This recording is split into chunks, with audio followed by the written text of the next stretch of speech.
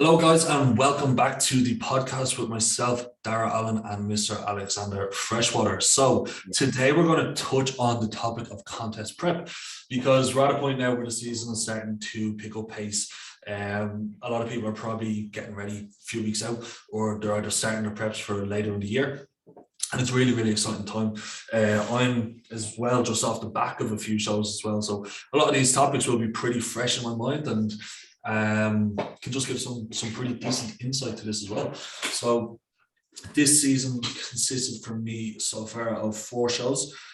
So we can kind of discuss different approaches taken, again, depending on where you are within your prep itself, what level of condition you're at, what look you're trying to go for on stage. And how to kind of manage the in-between phase and maybe off the back end of it as well. But that is a topic that we will discuss at length on a future episode with a special guest to be announced. So essentially, contest prep. Let's get into it. Alex, go for it. What is contest prep? What is contest prep? Let's just say prep, and then we can kind of discuss prep. Contest. So, prep is basically taking you from peak off season and getting you ready for stage and absolutely peeled out of your mind. So for each individual, it's slightly different. There's no 2 paths taken the same. For example, my prep was 12 weeks, whereas your last prep was double, nearly. Exactly. Yeah, we ran 21 weeks, I believe, from official start date of prep to the last show. Yeah, well, mine was 22 in total. But you were still peeled for the first one. Yeah, that was probably my best look. I was too fucking ready. But it's everyone's completely different in terms of what it is that they do in order to get to stage. And for me personally, I fucking love prep. Yeah. I like the structure, I like the process, I like the volume of food. Compared to off season, it's a completely different kettle of fish. For me personally, I find off season the most challenging part compared to prepping. The only real thing that I have to deal with in prep is fatigue and managing that and making sure that I'm not completely fucked. Yeah, like me and postponing multiple podcast episodes. Yeah, it's like, Dara, do you want to put a podcast? And no reply. And it's okay. It's like, I really want to, but my brain doesn't work. Like, I would have been here giving yes or no answers, or maybe not even having the energy and just be nodding, or just 2 clicks. Was it Morse code? I'll sit here with a flashlight. But yeah, so prep itself, this is going to be pretty much the same as well, for a photo shoot prep, but obviously there's maybe a lesser need for condition. You're not being compared to anyone else. It's just you and the cameraman, and obviously he's going to get your best angles. And it's probably something I'd recommend to people doing prior to a competition prep, or maybe in tandem with, or maybe on a photo shoot prep, you then drop the idea, you drop the hint of, okay, maybe we'll take this on stage in a few more weeks after the photo shoot. But yeah, so essentially it's an extended dieting phase to get you to as lean as possible with maintaining as much muscle tissue as possible. And that is the same for males and females. Females, you still want to keep as much tissue as possible because there's not that much there. Same thing for men. There's less muscle mass there than what you think. There's a lot more body fat to come off than what you think. So myself, for example, we started prep. I'm actually going to give a side topic as well and talk about maintenance phase, so remind me to go through that. But we started prep objectively at 117 kilo, and lowest weigh-in on prep was 92.7. So I was 25 kilo off in 21 weeks. So pretty extensive. Now that was peak flatness. We did, again, we'll go into the topic of peaking itself. We did carb up, hit 99 kilo, and then when fluids came out, we dropped back to 95-ish. So 95 was me sitting full with minimal fluid. That was my best look. That was for the 2 Bros show. Whereas, yeah, so the topic of a maintenance phase as well is a really, really important factor to do prior to your prep itself, and a pre-prep phase, where essentially, sorry? Just to flush out. Yeah, so you're trying to minimize as much fatigue as possible. So you're going to pull training down. If drugs are super high, you might bring them down a touch. Well, you probably should bring them down a good bit. If you want to kind of escalate up through your prep. Food might come back just over maintenance. Like, we don't want to hit actual maintenance because there are like non-acute hypertrophic adaptations that occur. So basically, like, you'll still be gaining tissue like during your deload. So you want to make sure you're still just about in a surplus, maybe not as aggressive. And yeah, just really getting the body fresh, because it's going to be a long haul. Like 12 to 20 weeks is a pretty extensive time frame. And yes, we do want to ideally include like a deload or a diet break during that. But if condition is behind the schedule, you won't have that opportunity. You know what I mean? You won't be able to take a week off dieting where you're bringing things back up to maintenance. You're not going to be able to take a week off training and cardio. You know what I mean? So maybe you might take the week of training out, you might pull cardio down like 20%. But again, that maintenance phase is really, really important. Not just like from the physiological standpoint that I've talked about there, but like psychologically as well. So Alex mentioned the structure that we get as well during our prep. Yeah. That should be ingrained in that maintenance phase. You know what I mean? It's like you're now getting familiar, you're getting into routine, you're getting everything nailed down, so that once prep officially starts, really the only thing that changes is like calorie balance initially. So yeah, that's kind of like the physiological and psychological importance of a maintenance phase. And yeah, just kind of getting yourself ready for the long road ahead. Alex, are you there? Is your internet a bit jumpy? Okay, we've lost Alex. Let me pause this temporarily. Hello? Yes. Why is it working now? It froze, mate. Okay. Is it still recording? I thought I clicked pause. Yeah, it's being recorded now. Okay, right. I went to click pause and then it just kind of cancelled and jumped out. So yeah, that's shitty. Anyway, we're talking about the importance of maintenance phase, blah, blah, blah.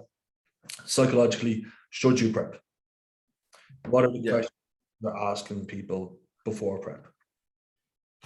I think the biggest thing for me is, do you have the capacity to get there? And I think that people don't really realize how fucking difficult prep is. And they just think it's just, oh, I'm dieting. It's not. You're pushing yourself. If you can't train to failure, yeah, let's look at it like that. If you can't train to fucking failure, you ain't ever going to finish prep. It's kind of one of those things. It's like you're pushing your body to fucking limits that it never wants to go to in order to get that 4% body fat. You know, in order to get absolutely fucking skin peeled, you have to be mentally ready to do that. And I have a client who's competing in a couple of months, and he's like, I literally can't wait to prep. And I think that is the best mindset for a client to message me being like, I'm ready now. And it's like, I've pushed him so hard in his off season. He's accrued so much tissue. He's changed his physique completely. And he's now to the point where he's completely uncomfortable in off season. And that's fantastic. Like, that's where I want you to be. I want you to be at that point of discomfort to be like, okay, I'm fucking ready now. It's like, I'm fucking desperate. You know what I mean? Like, to be like, okay, I'm ready to diet in. You need to have all your finances in a row. You need to have support. You need to have everything mapped out. You need to know what shows you're doing, when you're going to get there, how you're going to get there, what your accommodation's going to be. Have you got your stage, your tan booked? Have you got registration done, etc.? Anything that's going to limit any kind of element of stress, it needs to be done. Yeah. You know, as soon as you possibly can do, as early as you possibly can do, in order to kind of alleviate any kind of stressor, if that makes sense. Yeah, because there will be like a shit ton of like psychological stress to accompany that large physiological stress from extended dieting. You know what I mean? So that's going to accumulate over time throughout the diet itself. So you want to make sure that, like, right, you're fresh, you have the support network needed, that you understand like the sacrifices that it takes to get there. And one of the important things, like, again, when we talk about, even like on our first episode, we're talking about like knowing the clients in front of you, like asking the question of where else have you succeeded? Like, what else have you done well? Show me another time that you've committed your life for whatever it is, like those 14 to 20 odd weeks. You know what I mean? And like, are you capable and are you willing to make those sacrifices in terms of social inclusion, interaction to an extent? Again, I think that's something we talked about in the first episode, but we might touch on again. Are you willing to go that long without your free meal, without your cheat meal? Are you ready to prep all your meals during that time frame, not go on holidays? Or again, like, that's maybe something someone more experienced can do and managed very comfortably. But for the most part, like, it's something that most people just kind of cut out straight away.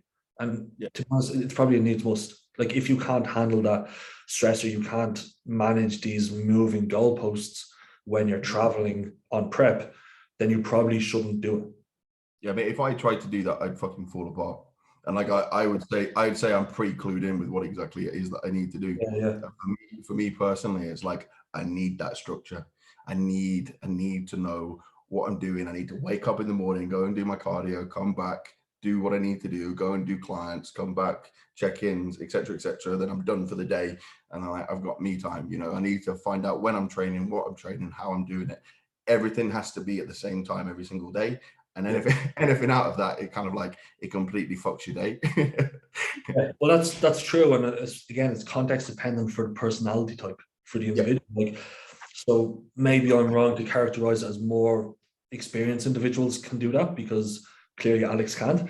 But like, it's just, you know what I mean? So some people can manage that very, very well. Like, you see pros, like Olympia pros, who like travel during their prep, you know what I mean? Because they're doing other shows here and there, they're doing like paid guest spots and all this shit. Like, so they have to manage that, and other people as well might be able to do it pretty easily. Like, you can go on holidays. If you're going somewhere sunny, you get somewhere with a kitchen, like, or if you're traveling for work, you just make sure to get somewhere that has like a kitchen, you can still prep your own food, or you have that kind of pre-planned, and you know, right, what are my meals when I'm traveling?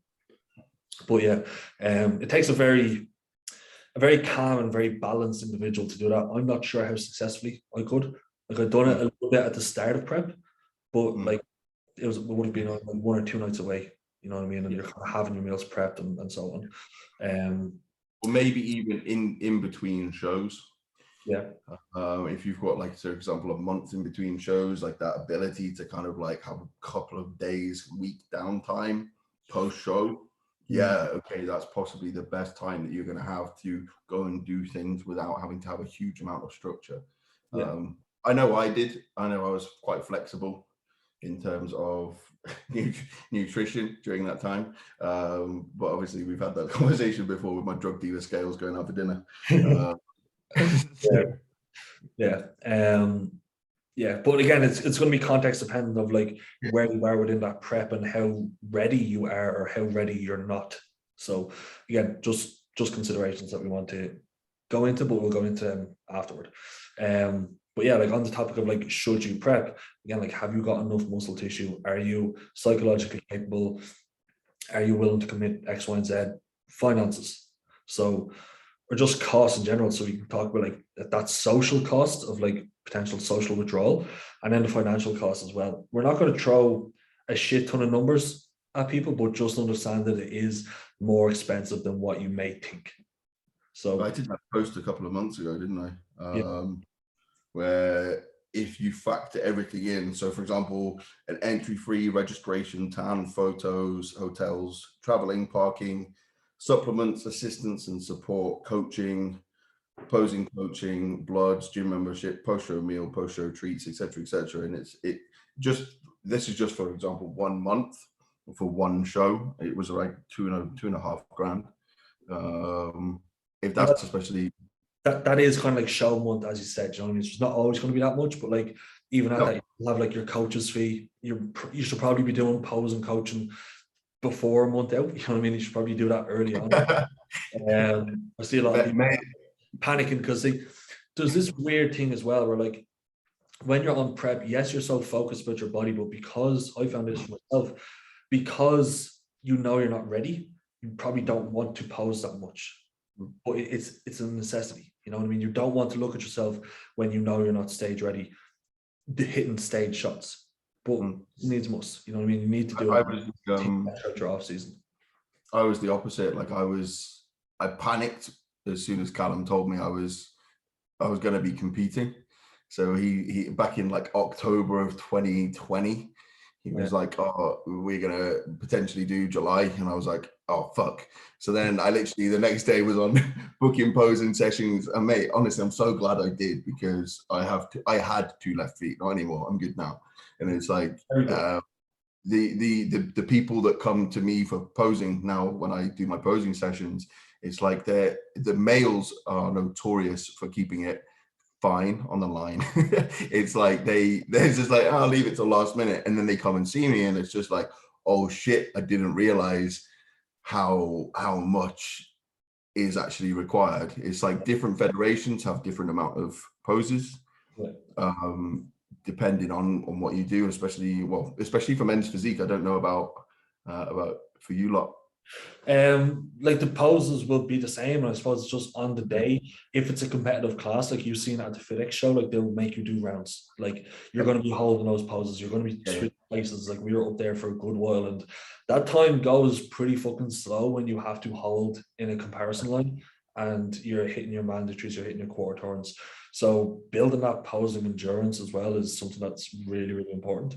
And yeah, like it's just something that we can't really just ignore or step over. So Alex is very good, and again, just a shameless plug, he has a physique workshop, posing workshop coming up in August, was it?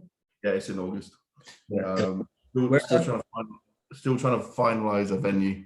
I was down on one already, so I'm just like, let's try and find another one. Okay, yeah, so anyone, shameless plug again, men's physique, get your ass down here to Manchester.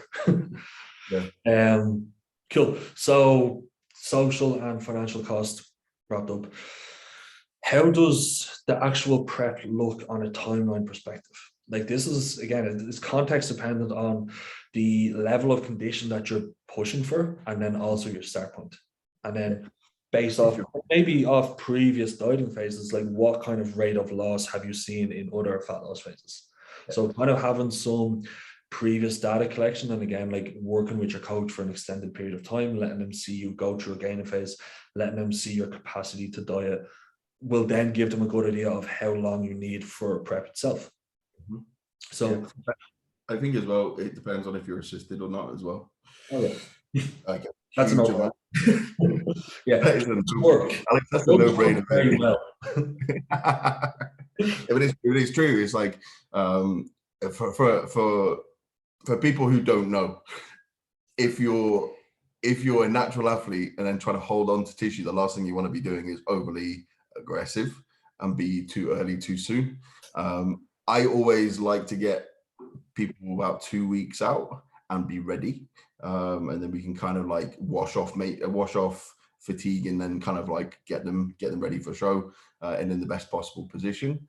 But the last thing you want to be doing is too aggressive and kind of just come in all stringy and shit. Yeah, because it does show, and it's a difficult concept for people to grasp, but like a fatigued physique on stage is pretty fucking noticeable, like to the judges as well. Like you can see it, like fullness might not be there, might still be some water retention for that high cortisol level. Their poses, like they're struggling to kind of hit and hold their poses, and yeah, it is pretty fucking noticeable. So you can pretty much tell straight away who's been able to kind of pull back and like ease into the show, which is always the goal. But again, it's where you're currently at. So I think we should go into that topic now of like, just for an anecdotal insight into where I was. For my first show, we didn't do any peak because it was still fat. You know what I mean? Like I ended up still winning, but like there was still body fat to come off. You know what I mean? So that was when it was in the junior class, and it was obviously lower standard and less people. But yeah, like if there's still body fat to come off, you're not going to be able to fill up and like dry out. People expect this magic from peak week. It's like, yeah, it'll bring you up 5% if you do it well, but if you do it wrong, or if you shouldn't have done it, then it's going to knock 10% off you. You know what I mean? So it's like you can't dry out fat. Like, No, no. is it like as much peak max or fucking whatever you want, diazide, whatever you want? That's not going to dry anything out. Like, Fat is fat, you know what I mean? So you have to yeah. pull the fat off, and then you can preferentially move that additional food toward glycogen into the muscle cells and bring a fuller look. And then if you do want to try and pull off some fluid, there are some manipulations that we can do over a short time frame. But again, that kind of gets a little bit murky, a little bit risky when we're looking at kind of back-to-back shows. So yeah, with that, like we dieted straight through. Like the only peak that we done, like that whole week leading up to our show, I think we done like 18 days on protein sparing modified fast. So it was like 250 grams of protein, like trace carbs, trace fats. Like just each meal was 50 grams of protein and like 200 grams of green veg, 90 minutes of cardio, and like that was it. You know what I mean? Like you were still training, and then I think we done like a slow taper from 4 or 5 days out, where we pulled it down to only 45 minutes, and then I think 2 days out we pulled cardio, and then that was it. You know what I mean? So nothing else changed. It was simply just to get some experience on stage, get some stage presence, get a feel for it again. Obviously, I'd done it before, but it was years ago. So again, just kind of get comfortable on stage and go through your routine and see what you can bring. And then obviously, then a few weeks after, we were ready. We were able to push in a little bit more food, a good bit more food. We were able to make these water manipulations and again, bring a much improved look to the physique itself. So again, we can't just say like, oh, this is your protocol, this is the blueprint for a peak. It's like, right, here's the individual in front of them. Where are they at in terms of fatigue? Where are they at in terms of glycogen? Where are they at in terms of fat mass? And then what can we do in a short time frame that won't detriment the other? So yeah, I think the last thing you want to be doing is making any mad decisions or rash decisions that are going to ultimately fuck up someone's physique ultimately. But if you're not ready, you're not ready.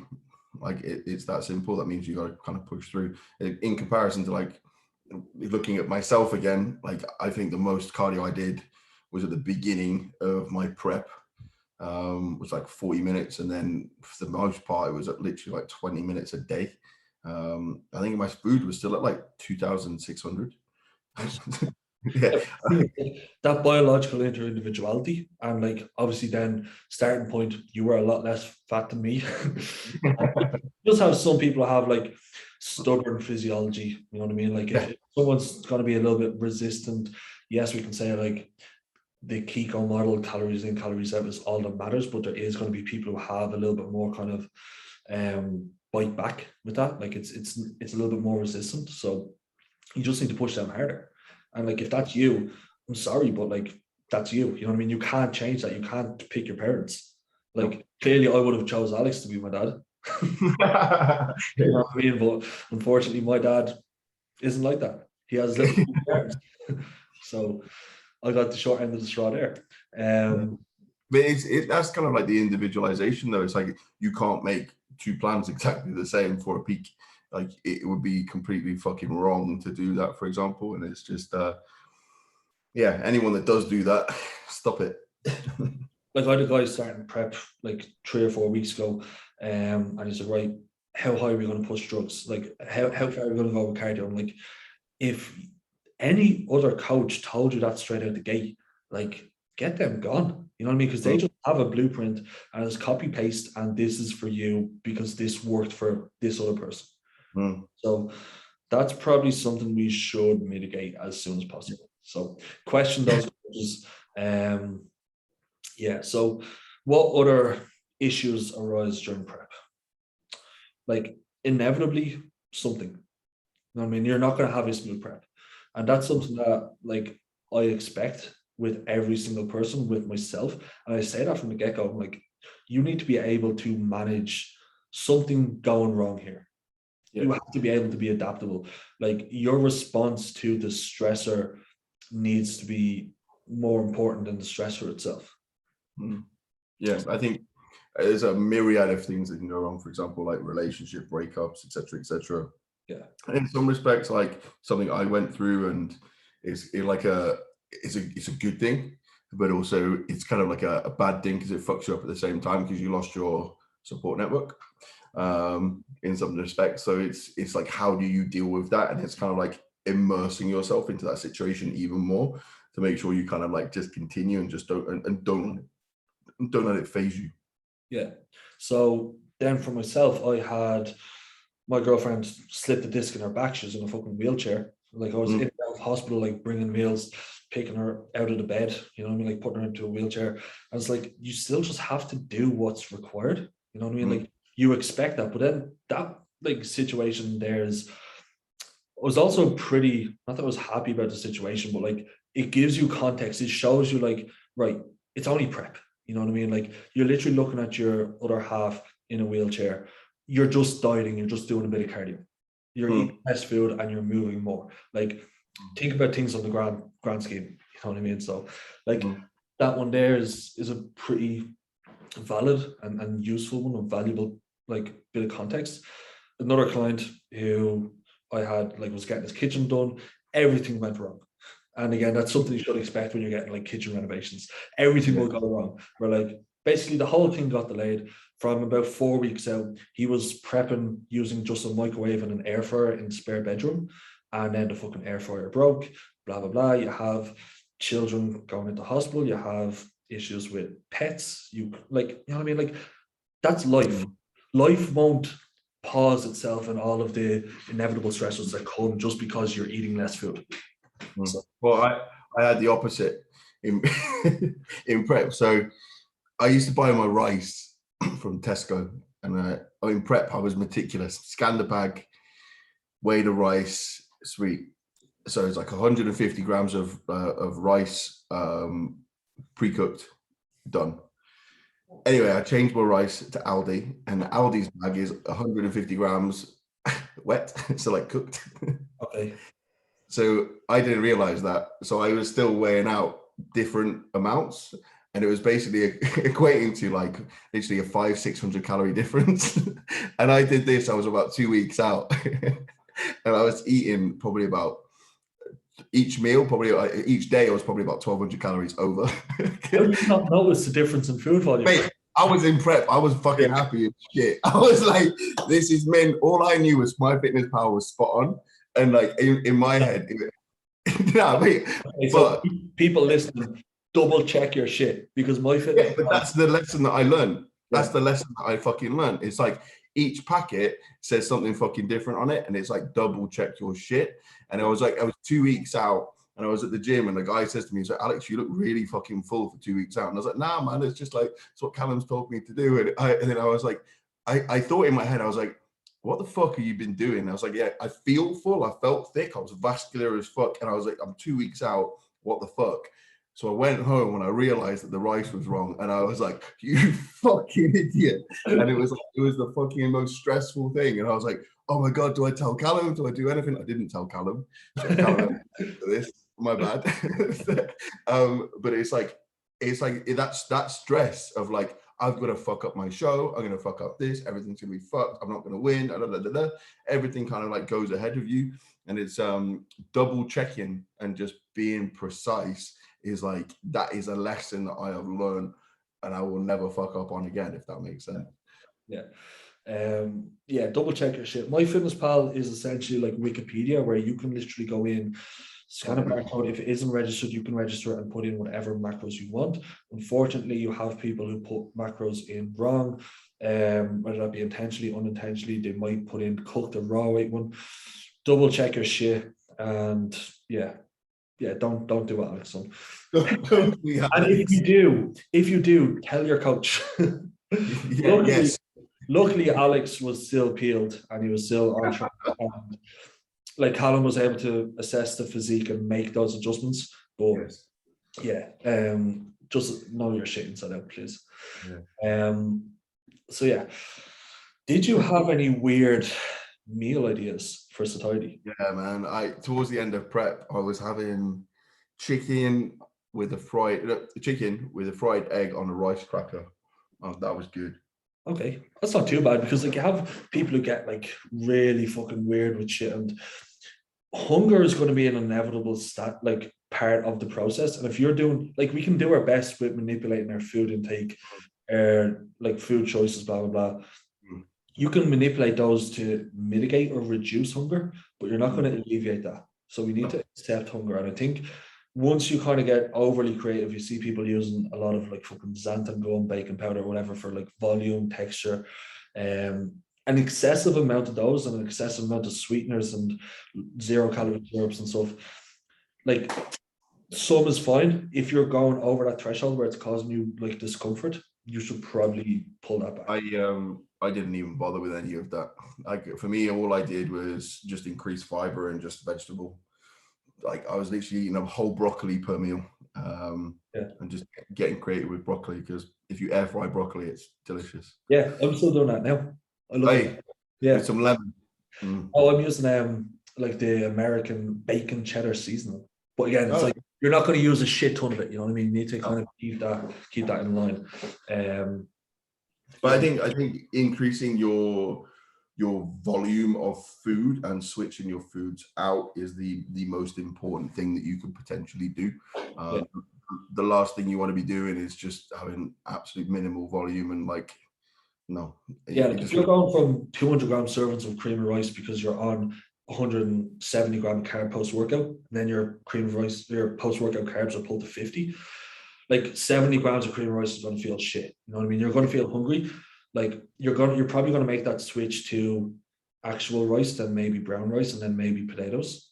Yeah. And like, by the end of it, prep for me anyway, like, I'm showing my fucking true colors here as an Irishman, but like, all my carbs were spuds, were potatoes. Yeah. You know what I mean? So like, it's just thinking about that volume and what is going to provide the most satiety here within that same calorie and macro goal. And density. Yeah. And yeah, just when you're looking at like increasing your veg and stuff, just look at your fiber intake. You don't need to get over analytical with it, but again, if it's causing discomfort, like, just make sure that you're not bastardizing that you're not like using excessive amounts. But you'll be surprised how much you can actually tolerate. But it's just important to work up to that, because fiber works on like a dose response relationship. Yeah. You can go from 30 grams of fiber to 50 over 2 or 3 weeks, like, pretty easily. If you try to do that in 2 or 3 days, you're going to have cramps, you're going to have stomach issues. So just try to keep that pretty standardized. Yeah. So that's pretty much like prep. Like, accept hunger, accept that it's going to be like an inevitable outcome, and part of the process. Don't get too into like trying to alleviate it. Cognac noodles, cognac rice, you know, like these 0-calorie ones. Yeah. Bit of a debate. But then that's really high in fiber. Yeah. The 0-cal noodles. Like, I had a friend. He was like, Alex, I'm so constipated. And I was like, what have you been eating? He was like, these 0-calorie noodles. I literally haven't shat for days. And I was like, maybe stop eating them then. Like, I remember I bought them at like 6 weeks out, and they didn't really appeal to me. And I ended up using like a half packet at 2 weeks out, and the other half the next day. Like, but it was, you know what I mean? I'd rather just get some veg in there. You're still getting some more vitamins, some micronutrients. Yeah. So that's essentially the prep itself. Peaking, we can talk about briefly. It's like, and we have done, it's like just trying to bring your best look if you are fat free.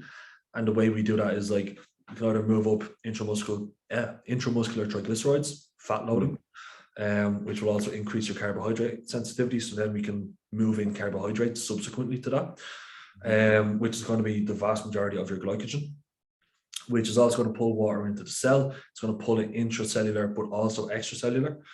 You can potentially mitigate or reduce extracellular fluid over a short time frame.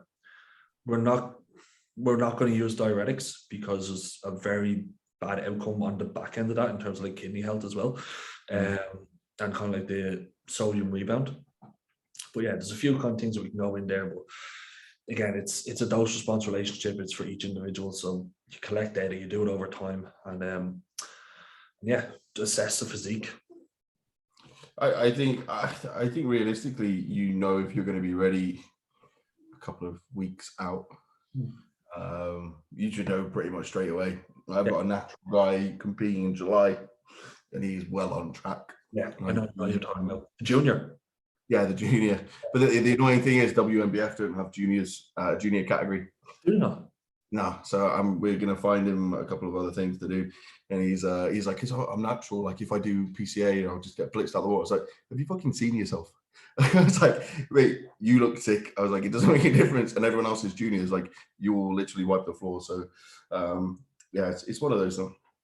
Yeah, it's also like prep is putting yourself in the right show that's gonna get you to what it is that you want to do. There's going to be some shows that suit individuals and then other shows that just don't.